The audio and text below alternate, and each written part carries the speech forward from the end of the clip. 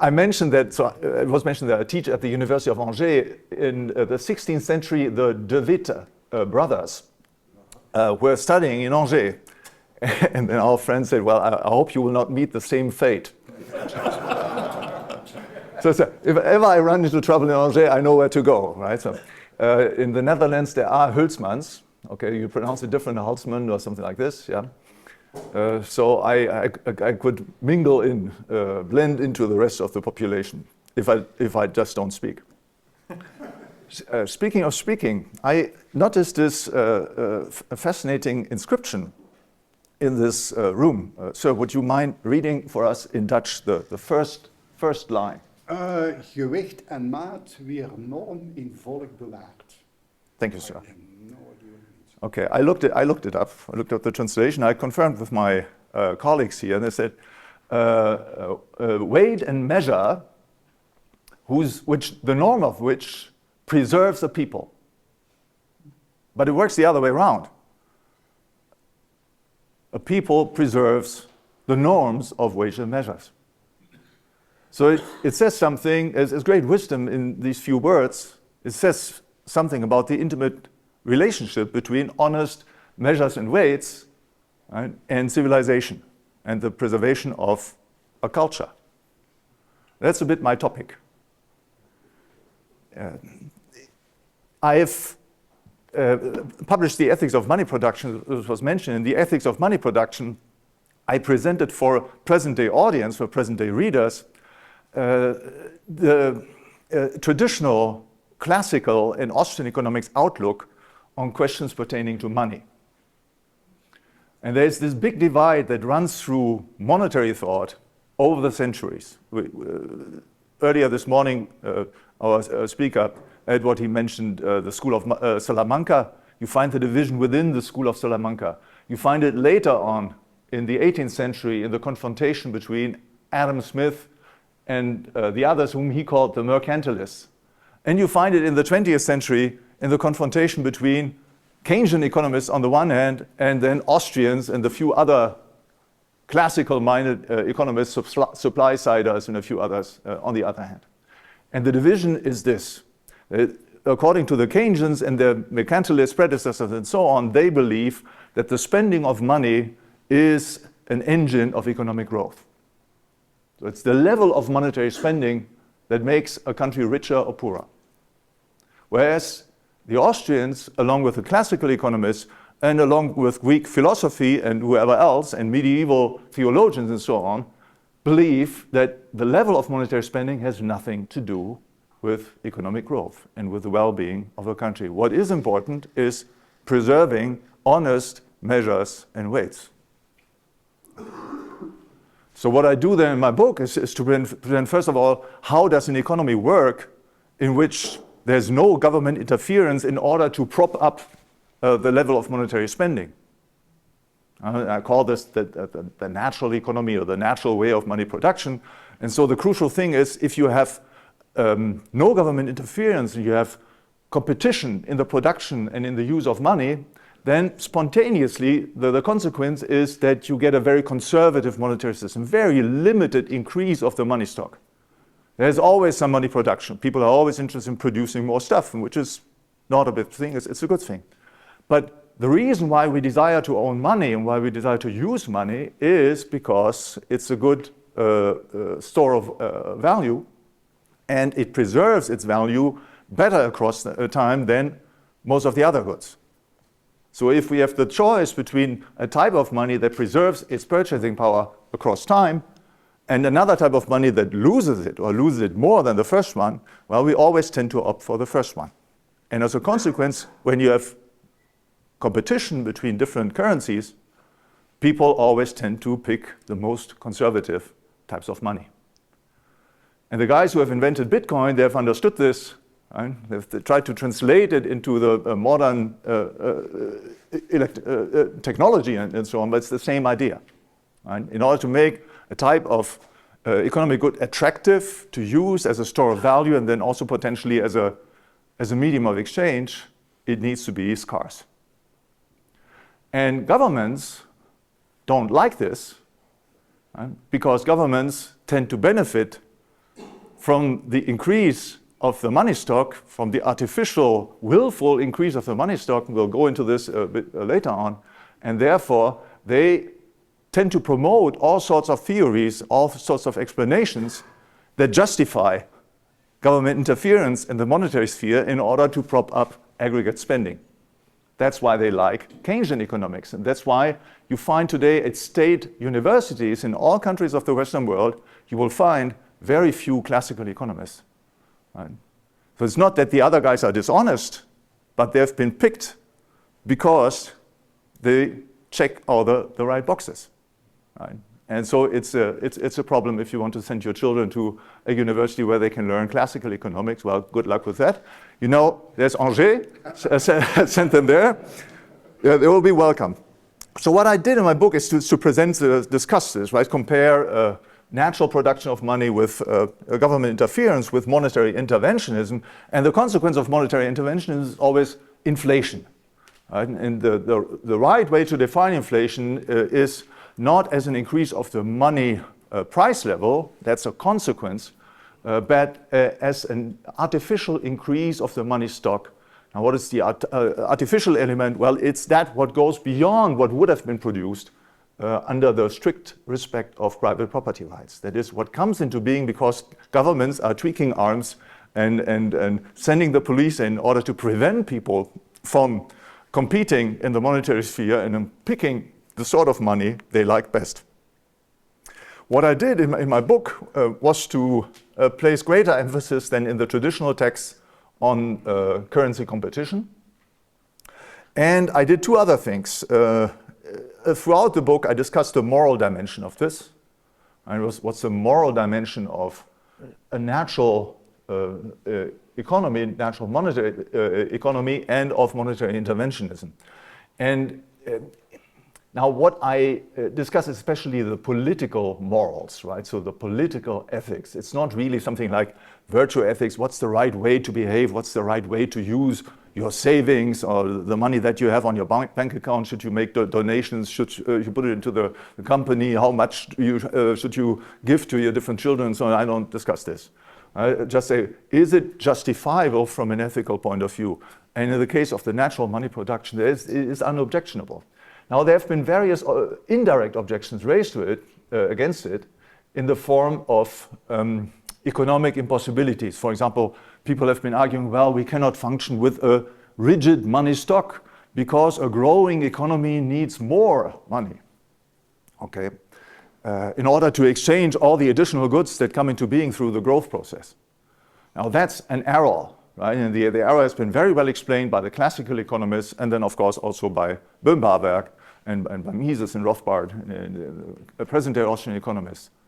And the error is that if you have a growing economy, the economy can grow even at a constant money stock if only the unit prices of all goods that you exchange are diminishing. That is, if you accept price deflation. Okay.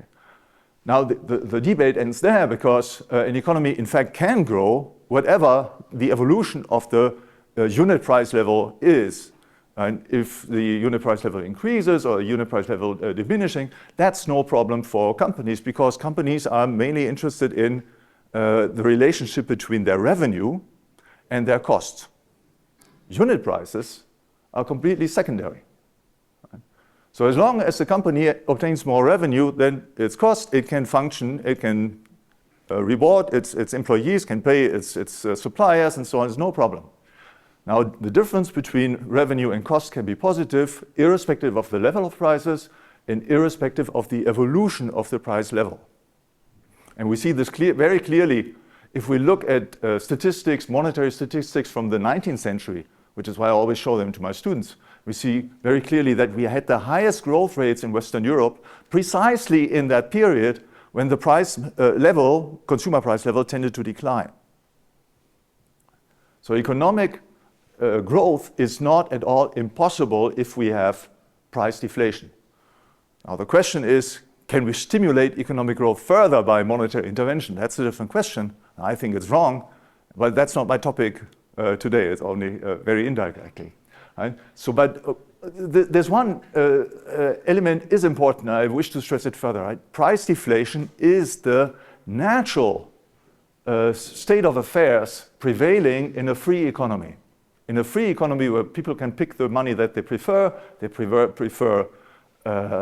rather rigid types of money, and as a consequence, the growth of non-monetary goods is always stronger than the growth of the money stock. And as a consequence, you always get a tendency for the price level to diminish. Right? So that's not a wrong thing or an awkward thing. That's the natural state of affairs. And there's nothing wrong with it. And it actually, if we look at history, well, we had growth rates, Chinese growth rates at the end of the 19th century, and in inflationary times we had lower growth rates. There is nothing that we can learn from history that would bring us to conclude that we should avoid price deflation at all costs. Now, in subsequent books, I have developed this line of thought further. One book has not been translated into English and therefore also not into Dutch, I think. It has the German title, Krise der Inflationskultur, so the crisis of the inflation culture. And the title is somewhat misleading because what I'm doing in the book is to talk about the economics of savings and growth and financial markets. And I explain how the use of savings, the accumulation of savings and the use of savings is being modified, and even the role of financial markets being modified under the impact of inflation, under the impact of monetary interventionism. So I won't really touch this today either, only one or two aspects maybe. And in my last book, which was published last year by the Mises Institute with the title Abundance, Generosity and the State, I discussed the economics of free stuff. Okay, so of gifts on the one hand and of externalities. And I mean, there's a huge economic literature on gifts. I won't tell you what's wrong with this literature. Some of it is quite good, and there's lots of also is bad. But few people had examined really in detail the impact of government interventionism on the gift economy, and especially on externalities. One of the reasons why a free economy and a market economy in particular are so beneficial for people is not only because they help to facilitate exchange, but because they create lots of externalities. Think, for example, of the learning process. Right? In a market economy, people are free to use to try out different things, new ideas, entrepreneurship, and so on. Now, entrepreneurs act in the public. Right? They set up a factory or they open a shop, and suddenly everybody can see at least some aspects of what they're doing. Now, they're likely to be imitators. Do they like to be imitated? Do they like that people copy them and even maybe improve on what they're doing? No, they don't. Okay? But it's still happening. And this is a very powerful mechanism why a market economy is so much more productive than any rigid system that is imposed on people, where you can only act in this and that way, and certainly you are not allowed to deviate. Right? It's just copycatting. Copycatting can be very expensive, right? Because sometimes if you just stay on the surface of things, you just imitate what you're doing, well, you're not producing something good, but it's the bread and butter of a lot of entrepreneurial processes. Right? So market economy creates lots of positive externalities, and which is why a truly free economy tends to be abundant and not stingy. And things get inverse under the impact of government interventionism. Right? Government start to tax you and they create maybe a welfare state, then you get always two consequences. On the one hand, well, you get a permanent class of beneficiaries who are just try to live off the money of other people. That's one thing. And on the other hand, you get a stinginess reaction on the side of the taxpayers, because they say, well, I mean, these guys are getting funded anyway. Why should I contribute to the well-being of other people gratuitously? Why should I still make any gifts? Typical reactions and well known. Right? And what I also do is to examine the impact of monetary interventionism on the gift economy and on the externality landscape. And you can show that government intervention, precisely by benefiting people who are already rich and by benefiting the investment of available wealth, they create a stingy culture. Okay. Under government interventionism, and I will explain this a bit further down the road in more detail, right? It becomes worthwhile to invest as much as possible of your own wealth, and not only your own wealth, but also to borrow money from other people and to invest it. So rather than having a surplus, rather than being in abundance, and then being in a position where you say, okay, I mean, is it still worth a while to invest this extra million here and there? Or should I not rather consider doing something for my fellow beings, for whatever, make a donation for poor people, or help repair a bridge or something like this? Well, I mean, you're just thinking about investing the extra money that you can control or that you can obtain. Now, in all these cases, I've applied the traditional method of political economy that we already find in the classical economics, with the classical economists, and which consists in contrasting, well, a free economy and an interventionist economy. So this is not something that comes up with Hülsmann or with Mises or with Rothbard. They do it too. Right? You find it throughout the 19th century. You find it very clearly with Etienne de Condillac, a famous French philosopher. Before Edward mentioned Galliani, he produced one book on economics, right? Was mainly concerned with moral philosophy and theology, but one book on economics, De la Moneta, and same thing with Condillac, one book in economics, and the same thing with Adam Smith, one book of economics. In all three cases, I believe it was their last book. So it can be dangerous to be an economist, or very boring, so you do it at the end of your life. And so they always compared the functioning of a free economy with the functioning of the interventionist economy. Okay, so let me, in what follows, go into a bit more detail about the characteristics of a free economy, then do the same thing with the interventionist economy, and then apply these considerations to the case of liquidity. The free economy is based on private property rights. That's the first thing. With private property rights comes one very important consequence, namely that if you acquire a right on other people, a claim on other people, and if you come to be obligated to other people, this is usually through contract. Right? Okay, so in a free economy too, you have moral obligations that do not result from contract. You have children, you have parents, and so on. There's a moral obligation on your part to take care of them. Okay, I mean, certainly I believe this. But all of the other stuff, it's you who decides. And the vehicle through which we do this is by signing a contract. Contract means I do this for you, you do the other thing for me. We oblige each other mutually. My contract partner obtains a claim on me, I obtain a claim on him. That's the whole point of the contract. And this is the big difference as compared to the interventionist economy. In the interventionist economy, the political authority creates claims and obligations out of nothing, just by say-so. And we'll talk about the consequences that follow from this, right? So in a free economy, claims and obligations, all new claims and obligations arise from contract, free choice, okay? As a consequence, we get the principle of responsibility. You make choices, well, you take the consequences, you sign. You said, I will pay you this and this, or I will do this and this for you, well, you better do it. Your choice. So there is no frivolity, no living off other people. You assume what you have chosen to do. And the consequences are competition on the one hand. You are free to try out different things within the limitations of your own property. I can do other things. I can deviate from public opinion. And that's the great innovation that came forth at the beginning of the modern era, right, as from the 16th century.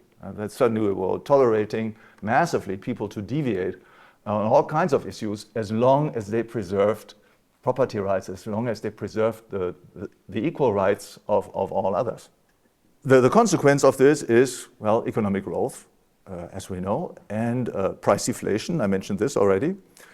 And in a competitive environment, you get a tendency in all activities, spheres of activity, of what economists call decreasing returns. Okay, so decreasing return means that if you make additional investments in any one line of business, let's say in shipping or in automobile production or in whatever, glass making and so on, well, you do this because you can expect there to be a monetary return, so a profit resulting from the activity, but that's not a bonanza, right? It tends to decrease. And the reason is that there are only limited additional services that you can produce with ever additional investments.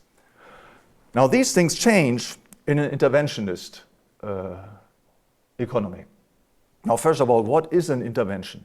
An intervention is a partial violation of property rights, okay? Which makes that it is very different from a totalitarian political system, or what we call a socialist system, or whatever you want to call it. Right? In socialism, full-blown socialism, national socialism, international socialism, it doesn't matter, communism, there's one entity, one group of people, or one single person that controls everything. He or she owns everything. Okay? And as a consequence, well, there's only one owner. And even all other people are just slaves of that person. That's what we have seen in the existing of real socialist systems in the 20th century. Right? All others are just slaves. There's only one owner. In interventionism, you don't have this. You have a partial violation of property rights.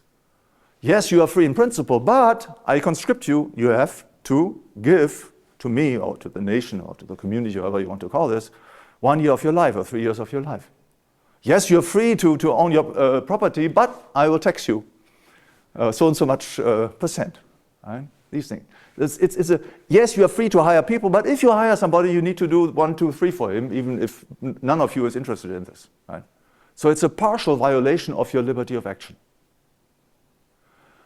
Interventionism, in distinct contrast to socialism, creates one big problem that you don't find in socialism, namely the problem of double ownership. You are the owner of your company, but the state as well, in a way. And they can decide just how much they want to own, and they want to rule. As a consequence, you have an incentive to save as much of your substance, of your company and so on, from them, and they have an incentive to go after you and catch as much before you evade. It's like you create a situation like in a marriage between two egomaniacs, right? For some reason they got married, maybe because their parents told them so, and I don't know what. And now they thought, oh no, I don't. She wants to grab this much of my time. I just want to be free and so on. And he wants my money and she takes it away. This cannot work. Right? So you have two owners of the same resource, and they both try to consume, to control as much of that resource as possible. Consequence is you run down the substance. Right? You run down the substance of the family, you run down the substance of business, and so on. Right? That's a typical consequence of interventionism. And the incentives that we find here at work are called, typically in the economic literature, a moral hazard problem. Right? So a moral hazard is the responsibility, the incentive to use an economic good in a certain way, because you know that other people will pay at least a part of the costs. Right? I'm the co-owner with the government of my company. Well, I try to make it serve my own purposes as much as possible in order to prevent that these guys have any access to this. I'm running a dysfunctional partnership. I want to use as much of the capital brought in by my partner for my own purposes rather than it serve him. And it's especially strong, right? This irresponsibility in the presence of a fiat money system, which brings us to the crucial topic that is at the origin of our conference today: fiat money. The particularity of fiat money is you have these things which can be produced at very low cost You have an idea how much this costs? Some cents, a few cents. Less than 10 cents, let's say. Okay. It's different. It's not different in the case of tens. Right? It's also less than 10 cents. Yeah. Yeah. So this doesn't cost much. And it costs even less if you produce accounting money. Right? Most of our euros actually exist in the form of accounting money. It's not in the form of banknotes. So these things can be produced at will, without limitation. Okay. Now this creates a very particular incentive system within the economy at large, because all market participants know that the central bank can bail them out if need be. Right? So they have an incentive, well, not only to take on additional credits in order to leverage their investments, right? But to do it to such an extent that they would not be able to do it while standing only on their own feet. So they anticipate that they will be bailed out, they will be helped out of the printing press in the future. And the consequence of this can be seen most clearly in the most important group of beneficiaries, which are banks. Is there anybody here who has looked at a bank balance sheet in this room? You did? Anybody else? Raise your hands. Raise your hands. Okay, that's a fairly good number. It's about a quarter of the room, which is a lot by international standards, I can tell you. So in a balance sheet, you see, okay, what's the total value of the capital employed by the company, right? So that's the sum of the balance sheet. And then you are looking, from a financial point of view, especially at two things. You're looking at how much equity is in that company. That is, how much of the total capital is owned by the owners of the capital of the business themselves. And you look at the cash balance. That is, how strong is their liquidity, right? How high is their ability to make current payments out of their own money that they immediately control. Right? So you look at these two things. And if you look at any other business outside of the banking sector, of course, today it's already very strongly financialized, but you will find typically very high equity ratios. That is, a large part of the capital employed belongs to the family that runs this business or to the owners and so on. And that is because equity is the equivalent of a buffer or of a brake system within a car. It's a security element. The higher is your equity, the greater is your ability to absorb losses. That's what it means. Therefore, just like you wouldn't run a car without a brake or without a shock absorber, well, you shouldn't run a company without having sufficient equity. Right? And the same thing for your cash balance. You should have enough cash just to make immediate payments. Now, what do we find in banks? Banks, before the financial crisis, 2008, most commercial banks in Europe were operating around 2 to 5% of equity. Okay? 2 to 5%, ladies and gentlemen. This is the economic equivalence of angelic management. Okay? 2 to 5% means you have an error margin of 2 to 5%. Sorry, this is not human. Right? This is angelic. Now, if you happen to know bankers, you know that they are not really angels, or not more than the rest of us. Fallen angels.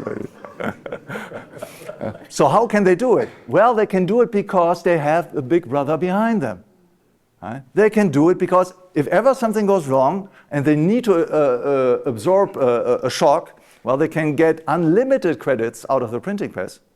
And if that doesn't help, because sometimes it doesn't help, they can get the assistance of the government. Government comes in, becomes a shareholder. And that's exactly what we observed in 2008. Right? So you got the heart, right, of the rot in a financialized system. You find it already in the banking system. And it comes out of the incentives, out of the moral hazard springing from the presence of fiat money. Right? Everybody knows that the central bank can do this for me. Yes, and the central bank knows that if I don't help these guys, well, the economy will implode, especially if it's banks, because banks themselves create some sort of money. Right? So if all of this implodes, well, then the economy is in bad shape, so it's a huge political problem. So therefore, central banks have an incentive to help out the banks, especially the banks that are too big to fail, right? Politically too big to fail, so the large banks. Now this is often, such an interventionist system is often confused with capitalism, right? So if you look at people who dislike what they're seeing in present-day economies and who have no particular libertarian inclinations or have never had an economics class from a classical economist or from an Austrian, right? They tend to think that, well, that's just what you get if you let people roam freely. They think that our present-day economies are some sort of an economic Wild West, right? The cowboys riding there and they're doing what they wish and so on. I always tell my students, look around. I mean, France, of course, much more glaring than the Netherlands, but I mean, the state consumes more than 50% of GDP. Probably it's down frauded, right? So it probably, in France, we're more like 65 or something like this. As a regulator, the state is everywhere. I mean, so where is the freedom? Right? Where is the free roaming and some people doing just what pleases them? It doesn't exist, okay? And that's not, still we have these problems. So it's not a problem of capitalism, not a problem of freedom. It's a problem of interventionism. It's a problem of government coming into the way and doing two sorts of things, because in interventions you have, on the one hand, repressive interventions. That's what most people think about when they think government. They think taxation, regulation, extortion of various sorts. But on the other hand, you have also permissive interventions. And here that we have the permissiveness of the welfare state on the one hand, okay, so this is well known, but we also have the welfare state for the bankers, right, and for the big companies, and that's central banking. Right? That's not capitalism, that's not free market economy and so on, that's monetary socialism. Right? And we have this one monopoly provider, one monopoly organization, right, that is squeezed down all of our throats and that can impose their type of money, bad type of money that nobody would choose voluntarily on the rest of the market. And the consequence is massive moral hazard, right? Massive irresponsibility. And along with this comes redistribution, right? Very low interest rates, high asset values. And there's also another mechanism that probably most of you know, which is called the Cantillon effects. Right? So if you increase the money stock, then as a consequence, the first users of the additional money units will tend to benefit at the expense of later users. So as a consequence, right, who are the first users of new money units in our present-day economic system? Well, it's governments and especially the banking sector. Okay? And that's why you observe in the banking sector not decreasing returns as you would in a free market economy. You look at any sector, you always have decreasing returns. Any new sector, when it appears, new technology and so on, it has increasing returns for a while. Eventually, the returns become decreasing, so they grow less than the rest of the economy because they have already fulfilled their mission, so to say, and now other things are becoming more important, so their relative importance diminishes.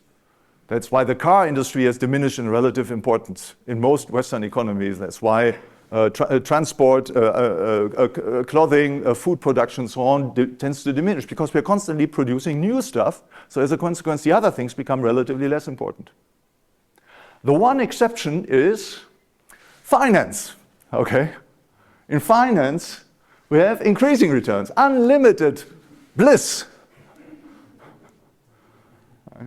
And the explanation is that we don't have a free market in finance. We have a system premised on fiat money and the irresponsibility, unlimited potential for growth that comes with the assistance of the central bank. A few words on liquidity. Liquidity would be one example. I already mentioned liquidity, right? So under a fiat money system, companies have the incentive to reduce their cash balances as far as possible. And especially banks, of course. Which is why I always tell my students, if something goes wrong with your career, you need to become a criminal or robber, don't rob banks. Okay? There's no more money in the bank. A bank in the 19th century had these big walls and big safe deposit room and so on, 1 meter of steel and so on, because they were carrying lots of gold in each single bank, or lots of silver and so on. It was really actually a lot of stuff. 1/4 of the total capital of the bank was typical just the reserves. They are waiting for the customers to pick up their money. So as a consequence, banks were interesting targets for hostile takeovers, right? For robbery. But today, there's less than 1%, ladies and gentlemen, 1% in cash sitting in a bank, in the average. Don't rob a bank. It's really not worthwhile. I don't give recommendations where you should go. You need to find out yourself. Now, there's a big difference also in the sort of liquidity that we would find in a free market system and in a fiat money system. In a free market system, the liquidity comes from the possibility of exchanging your capital against other things. And this depends essentially on your ability to produce stuff. Right? So you're producing, you're servicing customers, that creates you a source of revenue. That's your main source of liquidity. That makes you liquid. Okay? And plus in a free market economy, because you cannot rely on other people, okay, some partners maybe, but by and large you stand on your own feet, so therefore you need to have ample reserves. Banks need to have cash balances, right? So they need to have the rooms full of gold and so on, but companies need to have finished good, intermediate products and so on, need to have sufficient stock, they need to have inventory. That's how you stay liquid in a normal competitive economy. Under fiat money system, all of this vanishes, right, in the background, because now you have the source of cheap money without making any provisions on your own side. You don't need a huge inventory of money. You can get all additional units that you need, buy a credit overnight from your own commercial bank, or if you're big enough, then from the central bank and so on. So you run down your own cash balances. And not only that, you start running down all kinds of other things, all kinds of other inventories as well, because you are liquid, therefore you can just purchase the things that you need. You don't need to keep them on your own. Right? You're slowly turning into a pawn of the system, managed by the wise guys in Frankfurt, or in Washington, D.C., or wherever, and take less precautions to be independent and resilient. Right? So we have all these catchy words of lean management, right? Lean production, and so on, which we find today. And the origin of this, I mean, there's nothing wrong with this in principle. In some business you can do it, but to see this on a massive scale, it's just the cultural phenomenon is astonishing, because it's not suitable really for most companies in a normal competitive environment. And there's another last element that I should mention, that in our system, liquidity has become some sort of a fetish. Right? In a normal, healthy market economy, liquidity is one of the objectives of economic agents. Right?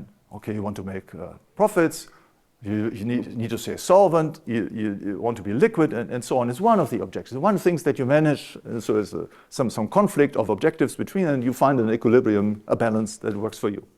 In our economy, liquidity becomes an obsession, right? Because in our economy, increasingly, there's one perspective that comes to prevail, that is the perspective of the highly indebted investor, like a bank. Okay, the bank owns 1%. I mean, okay, today maybe 5% or 10%, right? 5% of the capital invested. The rest is borrowed from other people. So the bank is always concerned with the question, well, if people want their money back, right, I need to get out of my holdings. Right? I need to be able to liquidate what I own. Therefore, they only purchase securities, stuff that is traded on a stock exchange, and well, not really stock exchange, bond exchange, and so on. Right?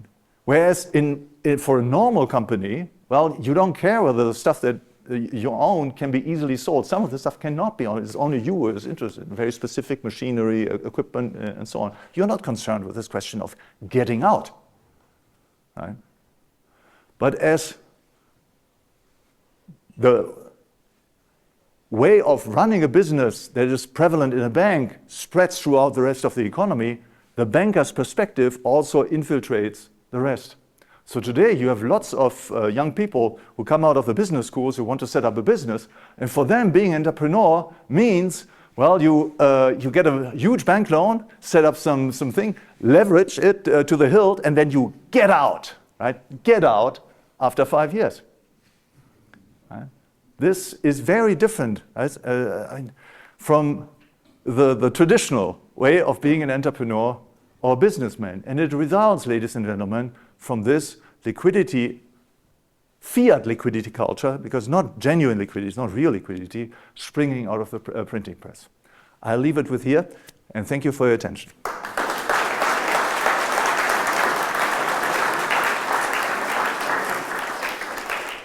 Thank you so much, Guido. Reminds me of the saying that a petty criminal robs a bank and a professional criminal owns a bank, right? That's what they say. Yes.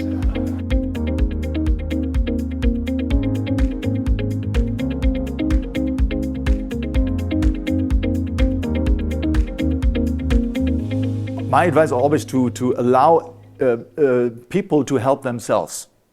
Okay, there's no reason why people in the Ministry of the Economy or in the central bank would know better how to run these things than entrepreneurs. I mean, Dutch people, they didn't need a central bank for most of their existence until a very recent time, right? So there's really, okay, the Bank of Amsterdam was always big since the 17th century and so on. Yes, but okay, it was already a monopoly organization. No, but I think the most important thing is always to give people flexibility to devise their own solution. There's no reason why a central solution should be better than the competitive market process of trying out different things and coming to converging on what really works. So no plan B from the government? But you need to prepare, you need to create the right regulations that allow people to jump in precisely if shit hits the fan, as the English say. Yes?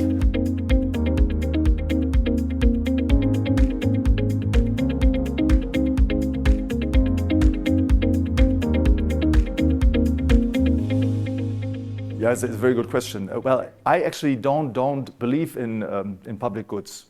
That is, I don't believe in the necessity of coercing people into paying taxes and so on in order to produce public goods. I believe societies need public goods of various sorts. You need to take care of people who cannot help themselves. You need to sometimes defend a country even without having the support, financial support of all people who are being protected, all things. But it's better to do this privately. There's no reason why you need to coercion. Okay. Okay, you can go on. Yes. Yeah. So, but coming back to me, yes. Well, the way I say, I have a contractual arrangement with the French state, right? And of course, I'm doing the best I can. So I'm not lying or something. So I'm teaching the best things that I can teach, and that's why I have been hired. That's maybe very imprudently.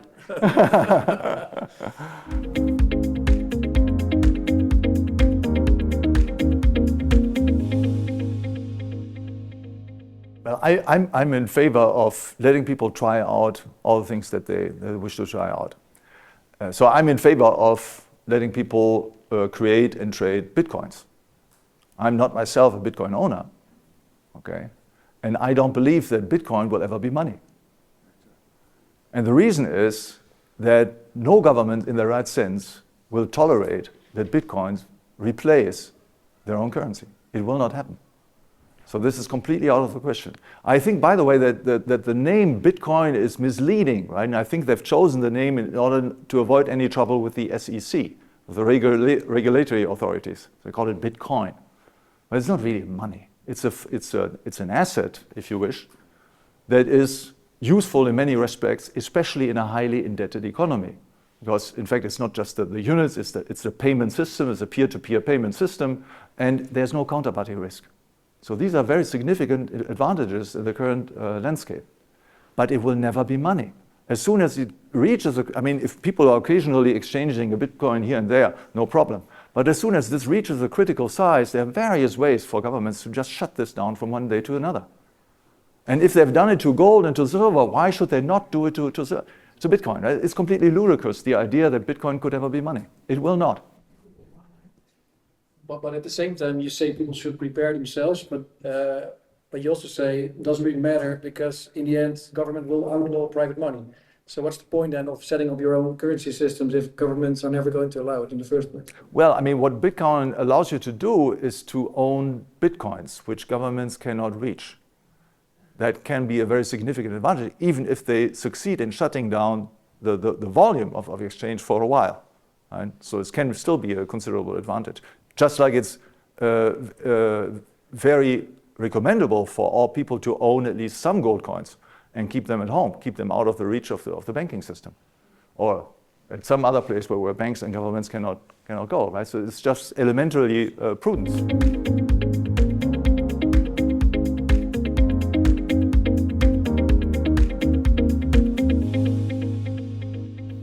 There are three immediate outcomes. The first one, I mean, there's never an end game in the long run because the future is open, right? So I believe there's no indefinite thing. But I mean, out of this situation, three possible outcomes. The first one is hyperinflation, right? Because the central banks will be forced by the logic of the problem that you mentioned, namely that the system becomes ever less illiquid, to pump ever higher quantities of money into the economy in order to bail out the banks and the highly indebted agents, governments, and so on. And at some point, this will require that they increase the money stock so much that you enter into a hyperinflationary spiral. Second possible outcome is central banks don't do this. Well, then they get a market meltdown. That's certainly the least preferred solution for them, but it would actually be the best probably for the market and for society, right? And the third solution is outright totalitarianism, right? Complete control of all exchanges, take all decision-making power out of the hands of individuals, tell everybody what they have to do, and you sort out in the political process who owns what to whom. Now we are steering toward some middle hybrid between total totalitarianism and hyperinflation. I don't know which one will hit first, but it will be one of the two. So only bad choices on the menu. Sorry, no good news.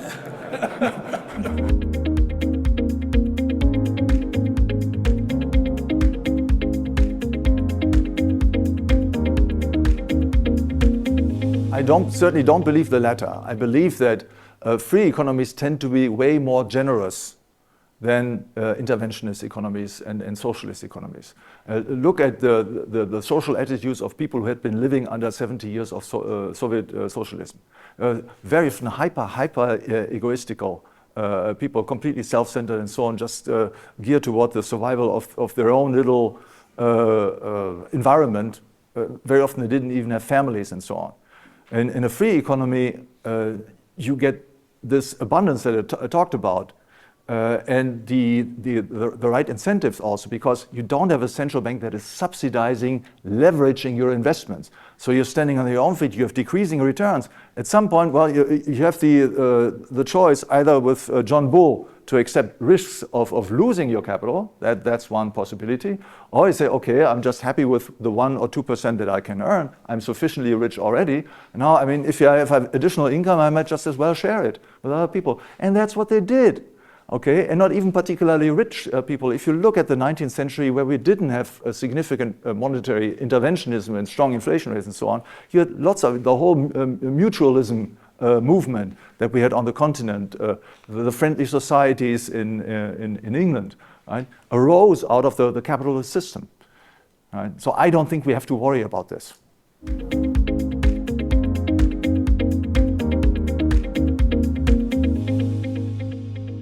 If you look at annual increases of the money stock, about a third to half of this goes typically to governments, right? I mean, okay, you have the total credit volume, so it's difficult to disentangle where do the new units go. But I mean, governments are typically the largest beneficiaries of the renewal of debt, right? Some part of the debt is paid back. Then you have new issuance of debt. If you look at the total issuance of money, which is always renewed, governments are so huge. There's really the elephant in the room. So they are benefiting through the debt machine. No, it's the banks that are benefiting. Yeah. The banks, of course, that's their revenue, right? That's how they earn the money. Yes, yeah.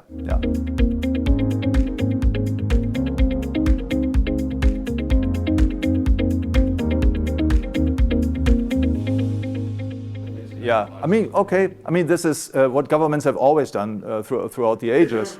To the extent they're not producing money, there's nothing really objectionable to this. I mean, it's just you have one owner, in this case it's the government running these things. If they have not the possibility to create money out of nothing, if they can only hand out credits based on the credits that they themselves receive, there's nothing wrong with this, right? And it would, of course, be much more stable than what we presently have. When Andrew Jackson, one of the early presidents in the United States, when he abolished the second Bank of the United States, he had been operating for 20 years, from 1816 to 1836. When he abolished this against the overwhelming resistance of the banking system. I mean, we get, if you read the historical presentation of what happened, how the banks mounted the resistance, they're working with each member of Congress, like of course they would do today. They owned all the journals, right? It was all the propaganda coming out, and Jackson was some sort of Trump, except that he actually got things done. He abolished the central bank. And and so then they were operating with state banks within the individual states. Many of those were operating on a fractional reserve base, but of course, if they don't have a central bank, they must be much more responsible, and they're much more constrained than they are in the presence of a central bank. So of course, it would be a huge improvement.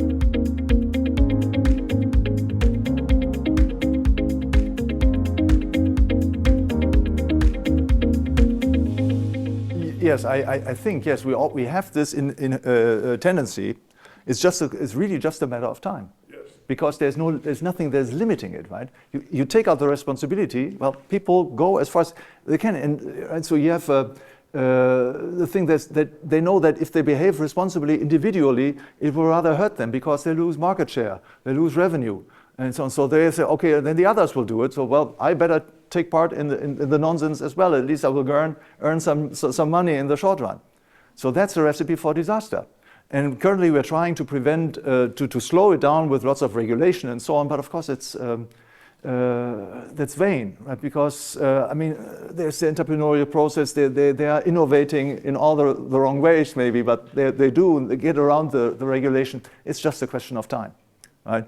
Edward mentioned the private equity segment, and even insurance companies have been going into this massively, right? So we're really on a bad road. How long will it take? Yeah. I don't have my glass ball with me. Our biggest Dutch pension fund, ABP, they own 25 billion in French government bonds, and in the latest annual report, they still call France a creditworthy nation. So they better say so. Thanks so much, Guido, for your presentation.